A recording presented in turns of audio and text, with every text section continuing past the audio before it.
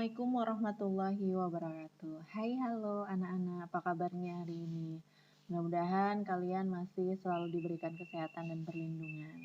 Oke, masih dengan Bu Prita di sini. Hari ini kita akan belajar mengenai kekayaan sumber energi di Indonesia, yaitu adalah tema 9 subtema 1. Nah, muatannya kali ini kita belajar tentang IPS.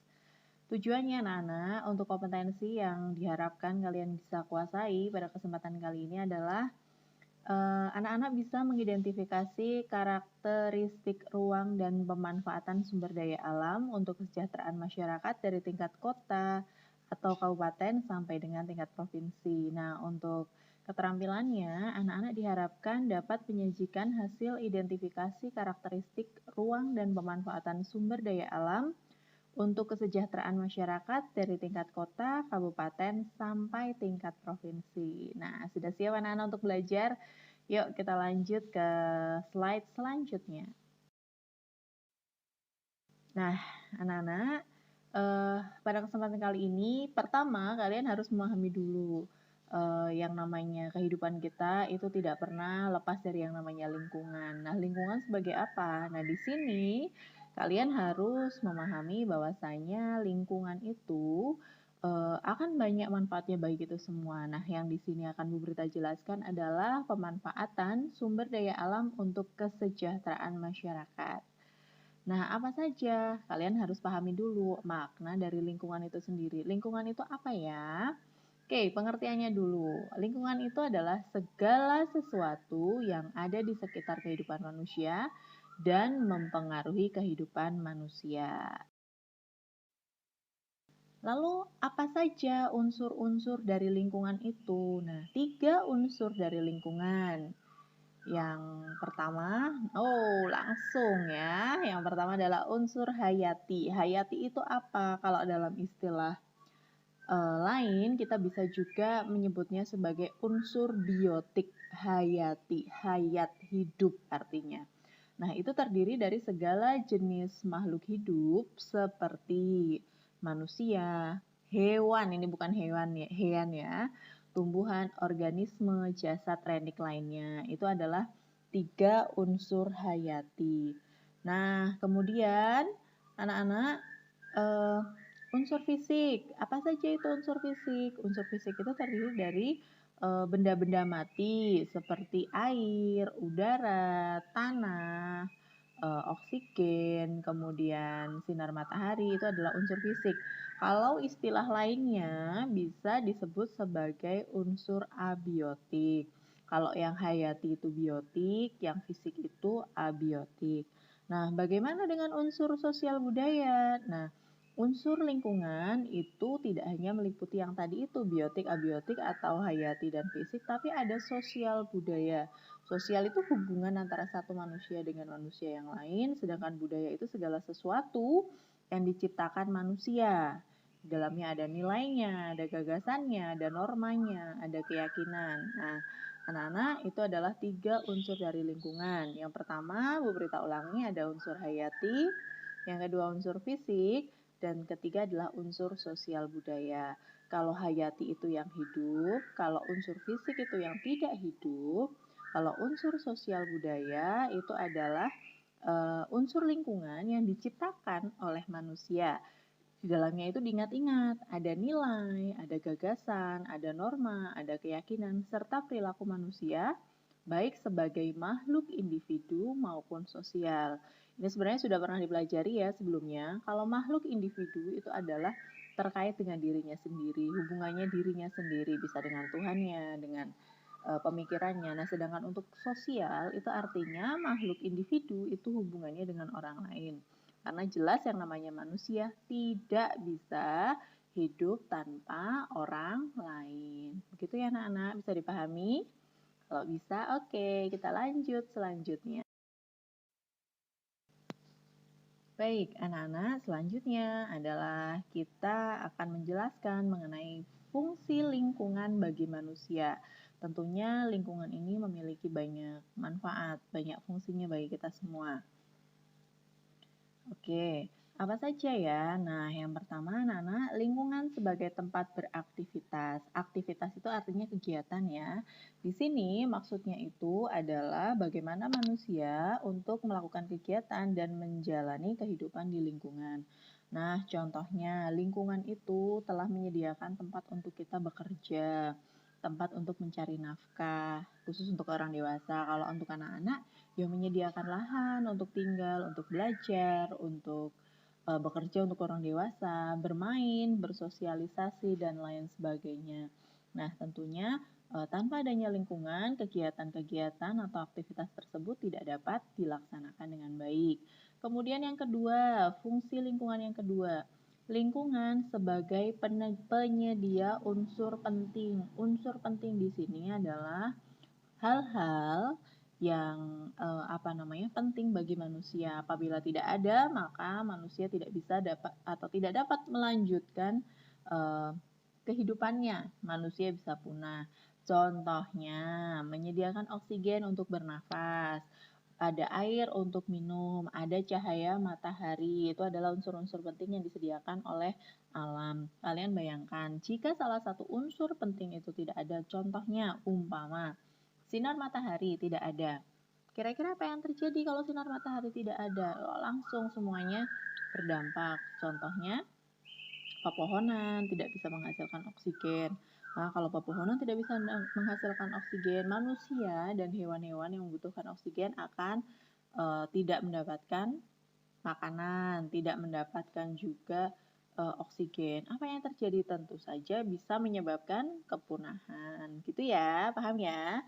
Oke, selanjutnya lingkungan. Aduh, maaf ini tipe lagi. Lingkungan sebagai penyedia sumber daya alam. Nih, udah jelas sekali. Jadi alam itu atau lingkungan itu menyediakan atau mengandung berbagai macam sumber daya alam yang bisa digunakan untuk memenuhi kebutuhan manusia sehari-hari. Misalnya tanah yang subur untuk bercocok tanam, sinar matahari yang digunakan untuk berbagai macam hal dalam kehidupan, atau kandungan beragam barang tambang dan lain-lain. Aduh, tipe lagi nih. Pokoknya barang tambang itu seperti apa? Minyak bumi, kemudian gas alam, dan lain sebagainya. Nah, ini fungsi lingkungan bagi manusia. Ingat-ingat ya, jadi sebagai satu, tempat beraktivitas, dua, penyedia unsur penting, tiga, penyedia sumber daya alam. Jadi kalian pahami betul-betul fungsi lingkungan bagi manusia. Lah kaitannya untuk apa, Bu? Nah, kita jelaskan selanjutnya. Oke, anak-anak, jadi karena pentingnya lingkungan bagi kehidupan kita, maka tugas kita adalah untuk menjaga lingkungan. Karena tidak ada yang bisa menjaga lingkungan selain diri kita. Nah, keberadaan lingkungan itu sangat penting bagi kehidupan kita. Maka tugas kita, manusia, wajib menjaga lingkungan agar tetap lestari supaya bisa terus mendukung kehidupan manusia. Oke, paham ya anak-anak?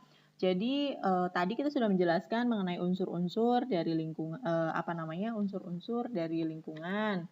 Kemudian kita juga sudah menjelaskan, Bu Prita sudah menjelaskan mengenai fungsi dari lingkungan dan apa yang harus kita lakukan untuk menjaga atau membuat lingkungan tetap lestari. Nah, sekarang Bu Prita akan menjelaskan lebih mendalam lagi. Oke. Penjelasannya adalah terkait kegiatan ekonomi masyarakat yang tergantung pada sumber daya alam. Nah, masih di sini. Jadi terkait ya, tadi mengenai lingkungan, terus kemudian kita sekarang beralih ke kegiatan ekonominya yang terkait dengan lingkungan atau sumber daya alam.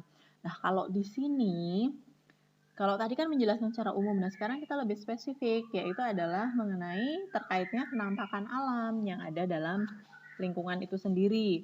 Nah, contohnya ini digambar ini kegiatan ekonomi yang terjadi di daerah apa, anak-anak? Sungai. Betul, kemarin sudah dipelajari ya. Ini ada pasar apung di wilayah Kalimantan. Kemudian ini adalah pasar, ini bercocok tanam. Nanti kita akan jelaskan lebih mendalam. Yang namanya kenampakan alam itu adalah segala sesuatu yang terdapat dari alam, diciptakan oleh alam itu sendiri. Nah, yang pertama, itu Bu Prita ini berkaitan ya, kenampakan alam dan kegiatan ekonominya. Yang pertama itu adalah masyarakat di daerah, di daerah pantai atau di daerah laut karena ini berkaitan. Nah, sebelumnya anak-anak kalian harus memahami dulu kalau pantai itu adalah bagian daratan yang berbatasan dengan lautan. Jadi kalau pantai itu daratan tapi batasan dengan lautan. Sedangkan lautan sendiri ya sudah jelas, anak-anak sudah paham sendiri. Nah, anak-anak, yang namanya pantai dan lautan itu memiliki beragam sumber daya perikanan yang sangat besar dan dimanfaatkan oleh penduduk atau masyarakat yang ada di sekitarnya untuk memenuhi kebutuhan hidupnya. Nah, di sana sebagian besar penduduk itu bekerja sebagai nelayan. Ada juga yang menjual ikan asin, terasi, petani garam itu banyak. Nah, ada juga anak-anak karena di pantai itu yang namanya pantai dan lautan itu merupakan wisata menarik bagi kita semua, maka ada yang bekerja sebagai pedagang souvenir, penjaga pantai, penyewa perahu atau kano, dan yang terkait dengan wisata bahari atau laut, pantai, terkaitan dengan itu ya anak-anak. Walaupun sekarang karena keadaan yang tidak terduga di tahun 2020 ini ada wabah yang melanda di seluruh dunia, kegiatan perekonomian yang ada di daerah pantai dan laut ini ditutup untuk mencegah terjadinya penyebaran COVID-19. Nah, selain itu, selain yang Bu Prita sebutkan tadi, itu juga ada kegiatan ekonomi lain yang memanfaatkan hasil laut. Seperti perikanan air payau, Bu Prita sudah pernah menjelaskan juga air payau itu seperti apa. Nah, untuk air payau itu pemanfaatannya untuk ikan bandeng, untuk bawal, udang, dan lobster. Ini biasanya dalam tambak ya. Atau bisa juga ada mutiara, ada kerang, kepiting, udang, teripang, dan rumput laut. Jadi banyak sekali pemanfaatan dari wilayah pantai dan laut untuk memenuhi kebutuhan sehari-hari. Bahkan dalam skala besar anak-anak ada yang namanya pengeboran minyak bumi lepas pantai itu ada di beberapa wilayah di Indonesia. Nanti bisa kita cari tahu, bisa kita bahas di kesempatan berikutnya.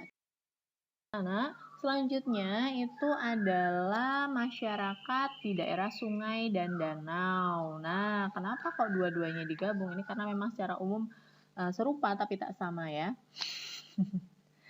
Oke. Jadi anak-anak, kalau sungai itu adalah aliran air yang besar di daratan, sedangkan danau itu adalah genangan air yang sangat luas dikelilingi oleh daratan. Di Indonesia itu banyak terdapat sungai dan danau. Nah, keduanya itu memiliki potensi alam yang luar biasa berupa perikanan air tawar dan sumber daya air lainnya. Bu Prita akan jelaskan lebih lanjut. Jadi kalau air tawar sudah sebelumnya dijelaskan kalau air tawar yang namanya ikan nila, ikan mujair, ikan patin, gurame, dan lain sebagainya. Nah selain itu pemanfaatannya itu untuk lahan pertanian. Ini jadi terkait dengan kegiatan ekonomi lagi ya. Selain memelihara ikan, dalam keramba ada beberapa daerah di sekitar sungai dan danau yang digunakan untuk bercocok tanam. Ini sudah jelas karena mereka adalah sungai dan danau itu sumber perairan. Tapi juga di wilayah Kalimantan contohnya ada sungai yang dijadikan tempat berdagang dengan istilah yang bisa kita sebut sebagai pasar apung. Itu adalah kekayaan alam tapi juga sebagai sumber mata pencaharian masyarakat di sekitar sungai dan danau. Bisa dipahami? Lanjut. Oke, kita lanjutkan. Yang berikutnya, masyarakat di dataran tinggi. Masyarakat di dataran tinggi itu artinya wilayah mereka atau wilayah yang ditempati itu lebih dari 500 meter di atas permukaan laut. Di Indonesia ini banyak sekali dataran tinggi. Salah satu yang terkenal itu adalah dataran tinggi Dieng. Nah, biasanya Nana, sebagian masyarakat di dataran tinggi memiliki kegiatan ekonomi sebagai petani, berkebun, beternak. Nah, sebagian kecilnya ada yang berdagang atau mengelola tempat wisata. Karena di dataran tinggi itu juga biasanya memiliki pemandangan indah dan dijadikan tempat wisata. Seperti Malang ya, atau Dieng. Selain di sana banyak sayur mayur, banyak pertanian, perkebunan, tapi juga ada tempat wisatanya. Oke, paham ya? Nah, kalau ini Kalau ini jelas. Masyarakat di dataran rendah. Tuh lihat, kalau di dataran rendah itu beragam, ada yang bercocok tanam, ada juga kalau wilayah perkotaan yang seperti ini, penduduknya padat, pekerjaannya lebih beragam, berkaitan dengan beragam keterampilan yang dimiliki masyarakat. Nah, kegiatan ekonomi di dataran rendah itu seperti yang Bu Prita sampaikan, beragam, artinya macam-macam.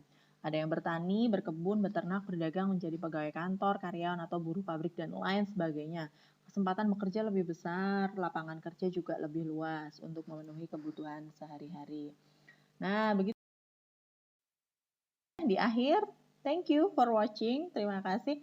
Itu tadi penjelasan Bu Prita ya mengenai sumber daya alam atau lingkungan dan kaitannya dengan kegiatan ekonomi yang ada di dalam masyarakat. Ingat-ingat tadi sudah Bu Prita sampaikan penjelasan dari lingkungan, unsur-unsur dari lingkungan seperti hayati, fisik, dan juga sosial budaya, fungsinya untuk apa saja, kemudian kaitannya dengan kenampakan alam atau sumber daya alam dengan kegiatan ekonominya, baik itu di wilayah pantai dan juga laut, wilayah sungai dan juga danau, wilayah dataran rendah, dataran tinggi. Nah, semuanya sudah Bu Prita ulas dan Bu Prita rasa cukup. Nanti tugasnya anak-anak ada di link di bawah, di komentar di bawah. Nanti silahkan kerjakan tugasnya seperti apa.